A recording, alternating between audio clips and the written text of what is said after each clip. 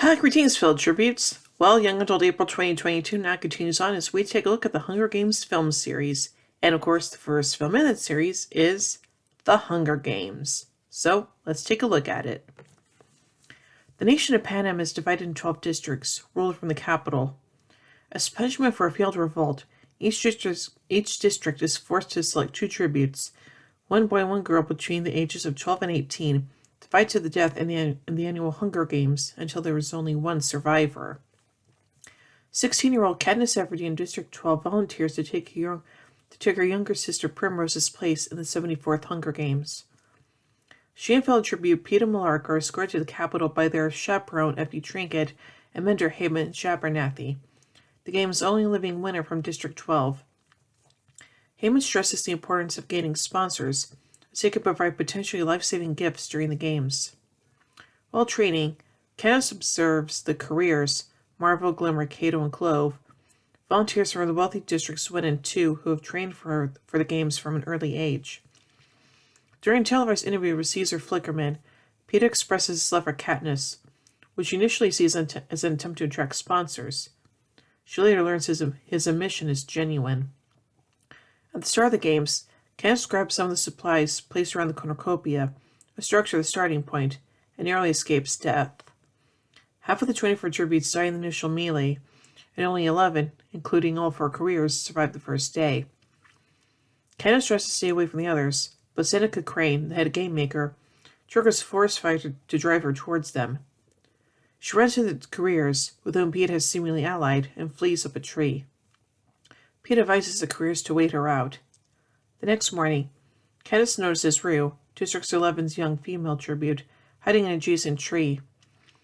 Rue draws her attention to a nest of genetically modified venomous wasps. Using a knife, Katniss causes the nest to fall on the career sleeping below. Glimmer dies, but the others escape. Katniss becomes disoriented from being stung a few times. Peeta returns and tells her to flee. Rue helps Katniss recover, and they become friends and allies. Katniss destroys the supplies the career stockpiled by detonating mines guarding them, while Rue provides a distraction. Katniss later finds and frees Rue from a trap, but Marvel throws a spear which impales Rue. Katniss kills him with an arrow. She comforts Rue by singing to her and, after she dies, adorns her body with flowers, during a riot in District 11. President Coriolanus Snow warns Crane about the unrest. Hamish persuades Crane to change the rules to allow 2 winners provided they are from the same district, suggesting that this will pacify the public. After the announcement, Katniss finds the gravely wounded Peeta. Another announcement promises that what each survivor needs the most will be provided at the cornucopia the next morning. Despite Peeta's vehement opposition, Katniss leaves to get medicine for him, but she's ambushed and overpowered by Clove, who gloats about Rue's death and prepares to dispatch her. Thresh, District 11's male tribute, overhears and kills Clove. He spares Katniss once, for Rue's sake. The medicine heals Peeta overnight. While hunting for food, Katniss hears a cannon go off, signaling a death. She races to Peeta, who has unwillingly collected deadly nightlock berries. Discover Foxface, District 5's female tribute, poisoned by the nightlock she collected after watching Peeta. Crane then unleashes genetically modified beasts that kill Thresh and force Katniss, Peeta, and Cato, the last 3 survivors, to climb into the cornucopia's roof. Cato gets Peeta in a headlock and uses him as a human shield against Katniss's bow. Peeta instructs Katniss to shoot Cato's hand, enabling Peeta to throw him into the beast below. Katniss kills him with an arrow to end his suffering. Crane then revokes the rule change, allowing 2 victors to win. Peeta urges Katniss to shoot him, but she convinces him to eat Nightlock together. Just before they do, Crane hastily declares them co-victors. Afterward, Haymitch warns Katniss that she has made enemies through these acts of defiance. Snow has Crane locked in a room with Nightlock berries. Dun dun dun. So let's take a look at the production of this movie, beginning with the development. In March 2009, Lionsgate Entertainment, now known as Lionsgate, entered into a co-production agreement for The Hunger Games with Nina Jacobson's production company Color Force, which had acquired worldwide distribution rights to the novel a few weeks earlier, reportedly for $200,000. Ellie Shermore and Jim Miller, president and senior vice president of motion picture production at Lionsgate, took charge of overseeing the production of the film, which they described as, quote, an incredible property, a thrill to bring home to Lionsgate. The studio, which had not made profit for 5 years, raided the budgets of other productions, sold assets to secure a budget of $88 million for the film. Suzanne Collins' agent, Jason Dravis, remarked that, quote, they, Lionsgate, had everyone but the Valley call us to help secure the franchise. Lionsgate subsequently acquired tax breaks of $8 million for shooting the film in North Carolina. Gary Ross, Sam Mendes, David Slade, Andrew Adamson, Susanna White, Rupert Sanders, and Francis Lawrence were listed as possible directing candidates. But in the end, Ross was announced as the film's director in November 2010. Ross became interested in directing the film after his agent notified him about that a film adaptation of The Hunger Games was in development. Having heard about the book due to his children reading it, Ross read the book quickly and called his agent to tell her that he wanted the job. Ross had many conversations with Collins about how to adapt the story and was fascinated by how ancient Roman culture inspired the books. Collins adapted the novel for film herself, in collaboration with screenwriter Billy Ray and Ross. The screenplay remains extremely faithful to the original novel, with Ross saying he, quote, felt the only way to make the film really successful was to be totally subjective, echoing Collins' presentation of the novel in the first-person present. Ross felt that, to preserve the novel's first-person point of view, the audience could know little more than what protagonist Katniss Everdeen knows about the story's developments. Instead of presenting Katniss's internal monologues about the Capitol's machinations through actual monologues and voiceover narrations, the screenplay expanded on the character of Seneca Crane, the head game maker, to allow several developments for which Katniss is not present to be shown directly to the audience. Ross explained, quote, in the book, Katniss speculates about the game maker's manipulations. In the film, we can't get inside Katniss's head, but we do have the ability to cut away and actually show the machinations of the Capitol behind the scenes. I created the Game Center and also explained the role of Seneca Crane for those reasons. I thought it was truly important. Ross also added several scenes between Crane and Coriolanus Snow, the elderly president of Panem, noting that, quote, I thought it was very interesting that there would be one generation of Panem citizens who knew that the games were actually an instrument of political control, that there would be a successive generation who was so enamored with the ratings and the showbiz and the sensations of the spectacle that was subsuming the actual political intention, and that's really where the tension is. The Game Maker's Control Center, about which Katniss can only speculate in the novel, was also developed as a location, helping to remind the audience of the artificial nature of the arena. Ross commented, quote, so much of the film happens in the woods that it's easy to forget this is a futuristic society, manipulating these events for the sake of an audience. The look of the control center, the antiseptic feeling of it, and the use of holograms were all intended to make the arena feel constructed, even when you weren't seeing the control room. Ross and visual effects supervisor Sheena Dougal were keen to use the omniscient view that the setting provided to justify the literal de ex machina Katniss experiences in the arena. Dougal explained that, quote, we really didn't want to have to explain things. How do we get compelled by these animals that just appear at the end of the movie? We wanted a way to introduce we wanted to find a way to introduce them without having to explain specifically and exactly what they were in the game room was a really great opportunity for us to be able to do that. And now on to the casting. Ross had a general idea of who he wanted to cast some roles, but the studio insisted to hold auditions for the roles, which he accepted. He found the castings of Katniss Everdeen, Peter Lark, and Gail Hawthorne as honestly easy. Lionsgate confirmed in March 2011 that about 30 actresses auditioned or read for the role of Katniss Everdeen, including Haley Steinfeld, Abigail Breslin, Emma Roberts, Saoirse Ronan, Chloe Grace Moretz, Jodelle Fairland, Lindsay Vanesca, Emily Browning, Shailene Woodley, Kea Scrodolario, sorry I mispronounced that, and Torian Belisario. On March 16, 2011, it was announced that Jennifer Lawrence, who was at the time filming for X-Men First Class, had landed the role. Feeling that Lawrence blew the doors off the place, Ross described Lawrence as having, quote, an incredible amount of self-assuredness. You got the sense that this girl knew exactly who she was. And then she came in and read for me and just knocked me out. I'd never seen an audition like that before in my life. It was one of those things where you just glimpse your whole movie in front of you.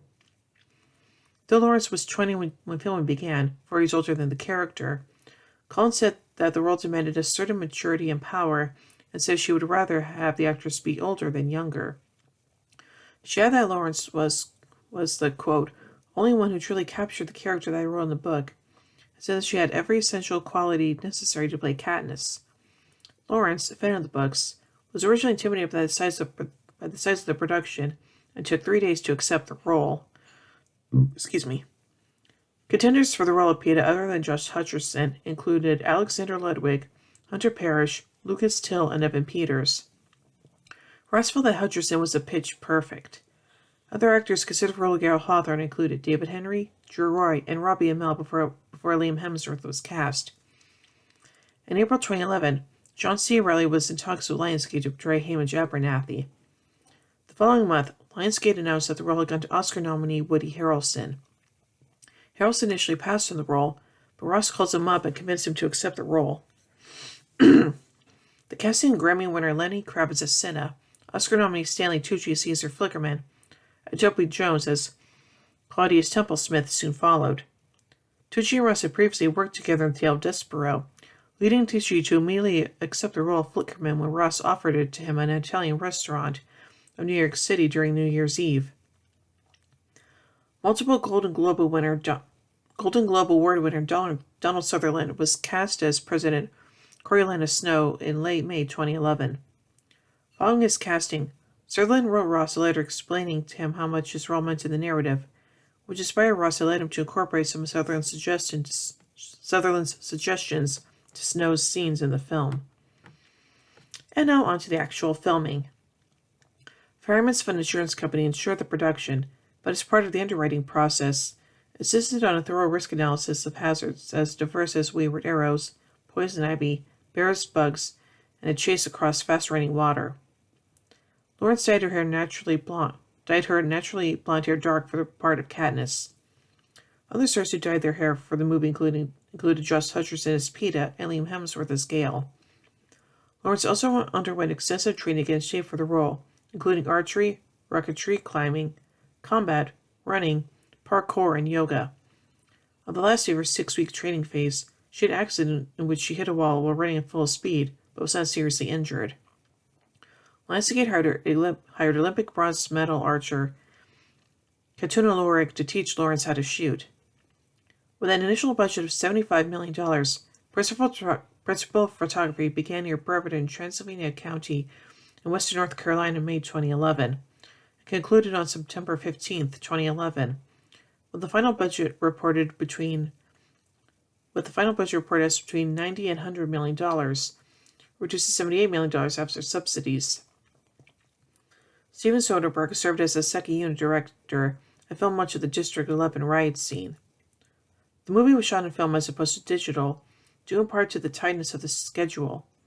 As Ross said in an interview with the New York Times, quote, I do not want to run the risk of technical issues that often come with shooting digitally. We simply couldn't afford any delays. Virtually all production photography took place in North Carolina, with Lionsgate receiving tax credits of around $8 million from the state government to do so. Most outdoor scenes, both from the arena and from the outskirts of District 12, were filmed in DuPont State Forest. The Little River, with its multiple waterfalls, provided several locations for shooting the river running through the arena. To run across Triple Falls, Lawrence was attached to wires and ran on a board. Many of the urban interior locations, in the capital and elsewhere, were filmed in Shelby and Charlotte. Other scenes were filmed in the Asheville area. Ross and production designer Phil Messina drew on the buildings of the 1939 New York World's Fair and symbols of political power, including Tiananmen Square, Red Square, when designing the Capitol architecture, which they wanted, quote, to be set in the future but have a sense of its own past. It's festive and alluring and indulgent and decadent, but it also has the right kind of might and power behind it.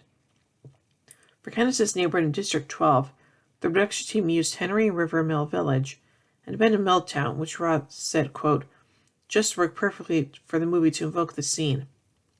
Singh explained that originally we talked about maybe building one house and the facade of the house next door and redressing it, and maybe doing some CG extensions. We ended up filming a whole abandoned mill town. It was absolutely perfect. For the costume design, Juliana Makovsky and her crew looked at photographs of coal mining districts from the 1950s in search of an American feel. The idea was to create clothing unique for every character and to strongly differentiate the people in capital and in districts. Gray and blue prevailed in the color palette for the district, while the people in capital were chosen to look bright in theatrical hats, flowers, ruffles, with powdered and eyebrowless faces. Alright, and now let's take a look at the music of this movie, beginning with the actual soundtrack. The soundtrack for Hunger Games contains songs inspired by the film. Only 3 of them, Abraham's Daughter, Safe and Sound, and Kingdom Come, respectively, appear in the film itself during the closing credits. Excuse me. The first single from the film's companion album, Safe and Sound by Taylor Swift featuring the Civil Wars, was released on December 23, 2011. Along with separate songs from Swift and the Civil Wars, the soundtrack also features songs by the Decembers, Arcade Fire, The Secret Sisters, Miranda Lambert featuring the Pistol Annies, Neko Case, Kid Cudi, Academy Award winner Glenn Hansard, The Low Anthem, Punch Brothers, Birdie, Maroon 5, Jimmy D, and Caroline Chocolate Drops. The soundtrack was released on March 20th, 2012. And now on to the score. Lionsgate originally announced that Danny Elfman and T-Bone Burnett would score The Hunger Games, with Burnett also acting as the film's executive music producer to produce songs for the soundtrack. Due to scheduling conflicts, Elfman was replaced by James Noonan Howard. The score album was released on March 26, 2012. Arcade Fire also contributed to the movie's original score. The group composed the fantastic-inspired Pan Am national anthem entitled Horn of Plenty, a leitmotif appearing throughout the film. We were interested in making music that would be more integral in the movie, just as a mental exercise. Butler, who co-wrote the song, which Chastain explained. And there's an anthem that runs throughout the books, the national anthem of the fascist capital. So as a thought experiment, we tried to write what that might sound like. It's like the capital's idea of itself, basically. He further added that it's not a pop song or anything, more of an anthem that could be playing at a big sporting event like the Hunger Games. So we did a structure for that, and then James Noonan Howard made a movie score version of it that happens in several places in the film. According to Spin, Horn of Plenty pulls off the neat feat of sounding both exactly like Arcade Fire and exactly like a futuristic anthem. It still has one foot in the band's uncorrupted neighborhoods, but another is up on the podium at the end of Star Wars accepting an Olympic gold medal or something. Horns blare, a choir booms, strings swell, the martial percussion steals the show, and we realize just how much we love Big Brother. The film also features an obscure analog track from the 1970s called Sediment, composed by Larry Spinkel for its cornucopia scene, as well as music by Steve Reich, Oliver Arnolds, and the Hypnotic Bass Ensemble. These do not appear on the soundtrack or score releases. Alright. So now let's take a look at the themes of this movie. Interpretations of the film's themes and messages have been widely discussed among critics and general commentators. In his review for the Washington Times, Peter Sundin expressed that, quote, maybe it's a liberal story about inequality and class divide. Maybe it's a libertarian epic about the evils of authoritarian government. Maybe it's a feminist revision of the sci-fi action blockbuster. Maybe it's a blighted satire of reality television. But concludes the film only proposes these theories and brings none of them to a reasonable conclusion. Reviewers and critics have differing views on whether the film represents feminist issues. Historically, among the top 200 worldwide box office hits ever, $350 million and up, and one has been built around a female action star. Manuela Dargis of the New York Times sees Katniss Everdeen as a female hero following the lineage of, quote, archetypal figures in the literature of the American West, such as Annie Bumpo, as well as characters portrayed by American actors such as John Wayne and Clint Eastwood. Candace is also seen as defying normative gender roles. She exhibits both masculine and feminine traits equally. Dargis also notes that Katniss is a female character with significant agency. Quote, Katniss is a fantasy figure, but part of what makes her powerful, and I suspect what makes her so important to a lot of girls and women, is that she's the one of the truest feeling. Most complex female characters hit American movies in a while. She isn't passive, she isn't weak, and she isn't some random girl. She's active, she's strong, and she's the girl who motivates the story. Similarly, Shelley Bridgman of the New Zealand Herald wrote that because of the characteristics of athleticism, strength, courageousness, and prowess at hunting are not given to a male protagonist, but to Katniss, her characters in abrupt departure from the stereotypical depiction of women as being innately passive or helpless. Mashev Murad of the Express Tribune said that the film's triumph as a young female protagonist with agency, comparing her with Joss Whedon's Buffy Summers. The film has drawn varying interpretations for its political overtones, including arguments in favor of left-wing, right-wing, and libertarian viewpoints. Barbara Burnett of the Huffington Post observed the film displays a general distrust of government, regardless of the audience's political party affiliation. Stephen Zaitchik and Emily Rome in the Dallas Morning News also stated that some viewers formed an opinion about the Hunger Games as a parable of the Occupy Wall Street activity. The Huffington Post reported that Penn Badgley, a supporter of Occupy Wall Street, saw the film as a social commentary on the movement. Bernard says that, quote, Collins doesn't use the terms 1% and 99%, but it's clear that those in the Capitol are members of the 1%, and everyone in the Panem District is part of the 99%.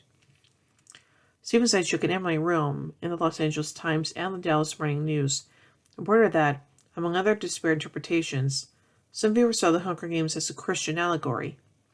Jeffrey Weiss of Real Clear Religion, published in the Star Tribune, has remarked on what he saw as the intentional absence of religion in the Hunger Games universe, and has commented that, while the stories contain actual religion, people are finding aspects that represent their own religious values within it.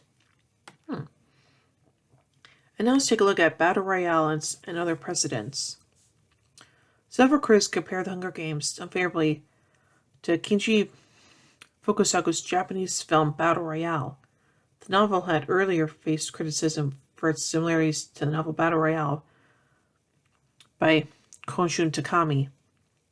Jonathan Looms of the Oxford Students argues that it is, quote, unfair that the film is only drawing comparisons with Battle Royale, but that it is a veritable pastiche of other movies as well, comparing it to The Truman Show, Death Race, the Bourne films, and Zoolander, and that it is common for artists to borrow from and improve on many sources.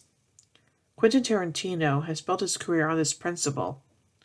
The Hunger Games is considered to be part of a wider Battle Royale genre, which had been early defined by Battle Royale.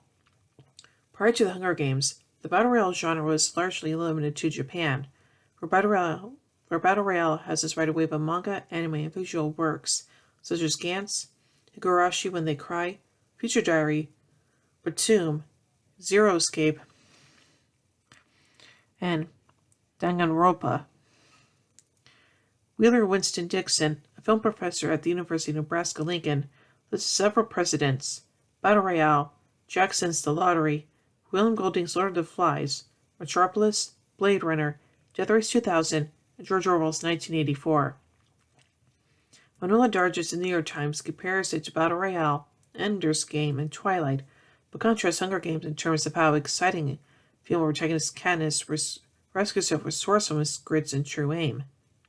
Stephen Rose of The Guardian refers to the film as Think Battle Royale meets The Running Man meets Survivor.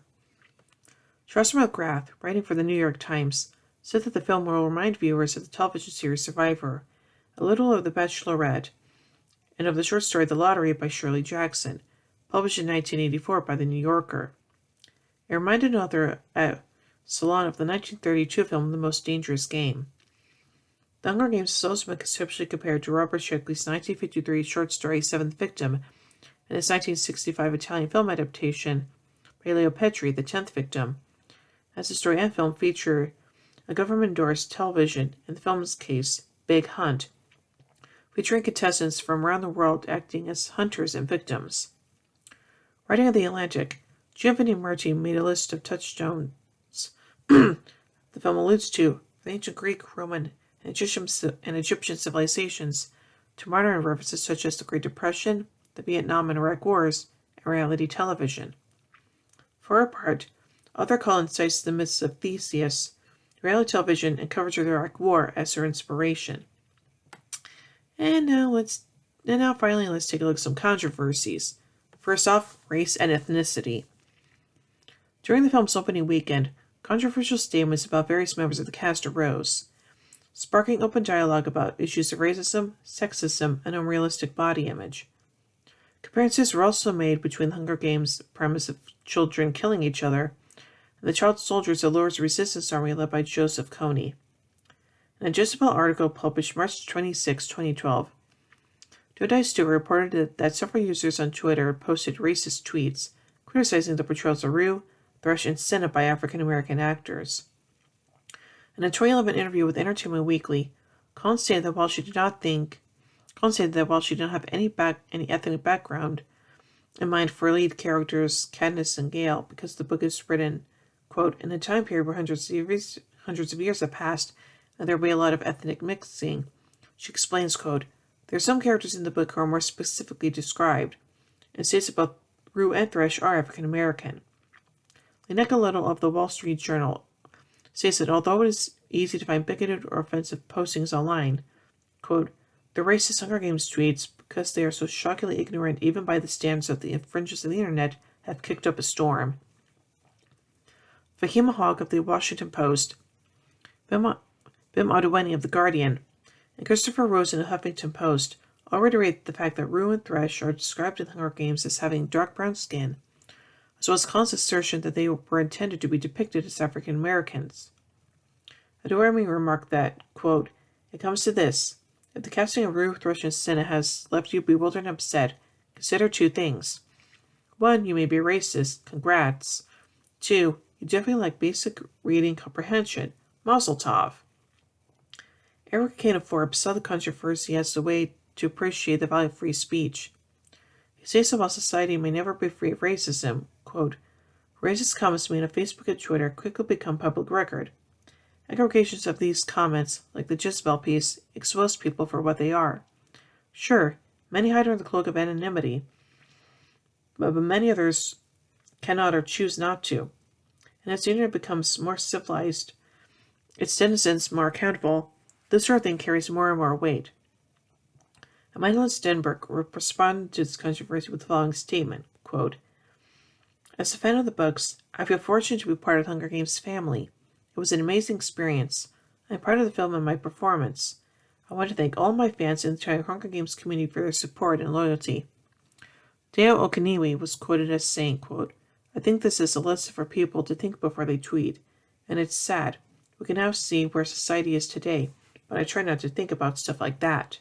And now on to the casting of Lawrence. A number of critics expressed disappointment in Lawrence's casting as Katniss because her weight was not representative of a character who has suffered a life of starvation. Mel Dargis, in a review of the film for the New York Times, stated, quote, a few years ago, Miss Lawrence might have looked hungry enough to play Katniss, but now at 21, her seductive womanly figure makes a bad fit for dystopian fantasy about a people starved into submission. John McCarthy of The Hollywood Reporter stated that in certain scenes, Lawrence displays lingering baby fat. These remarks have been rebuked by a number of journalists for pushing unrealistic body image expectations for women. L.V. Anderson of Slate states that, quote, just as living in a world with abundant calories does not automatically make everyone fat, living in a dystopian world like Panem with sporadic food access would not automatically make everyone skinny. Some bodies, I dare say, will be even bigger than Lawrence's. So some Lawrence's male co-stars have come under same scrutiny, and just concludes that complaints about Lawrence's weight are inherently sexist. NTV asked for responses from audiences of the controversy and reported that most found criticism of Lawrence's weight misguided. One response pointed to Collins' physical description of Katniss in the Hunger Games. In the Hunger Games novel, which reads, quote, I stand straight, and when I'm thin, I'm strong. The mated plants from the woods, combined with the exertion it took to get them, has given have given me a healthier body than most of those I see around me. Los Angeles Times writer Alexandra Letellier commented that, quote, the sexist commentary along with the racist barbs made by so-called fans are stomach churning as the film's cultural commentary, which in part shines a light on the court of public opinion and its sometimes destructive power to determine someone else's fate. Now finally on the violence. The film has been rated 12A by the British Board of Film Classification in the UK for intense threat, moderate violence, and occasionally gory moments. To achieve that rating, Lionsgate had to cut or substitute several seconds of film by digitally removing blood splashes and the sight of blood on wounds and weapons. The uncut version was ultimately released on Blu-ray in the UK with a 15 certificate. In the United States, the film was granted a PG-13 rating by the Motion Picture Association of America for intense, violent, thematic material and disturbing images, all involving teens, as Collins had originally anticipated. Screening of Hunger Games was delayed indefinitely in Vietnam. The film was to be released on March 30th, 2012, but, according to a member of the Vietnamese National Film Board, the board considers the film to be too violent and unanimously voted for the indefinite delay. It was later banned. Ooh. So overall, I really enjoy this movie, and I do think it's a very good adaptation of the first book. So, yeah. So overall, I give The Hunger Games 5 Mockingjays out of 5. Well, anyway, to know more as we take a look at the sequel, The Hunger Games series, Catching Fire. So, until then, remember everyone, may the odds be ever in your favor.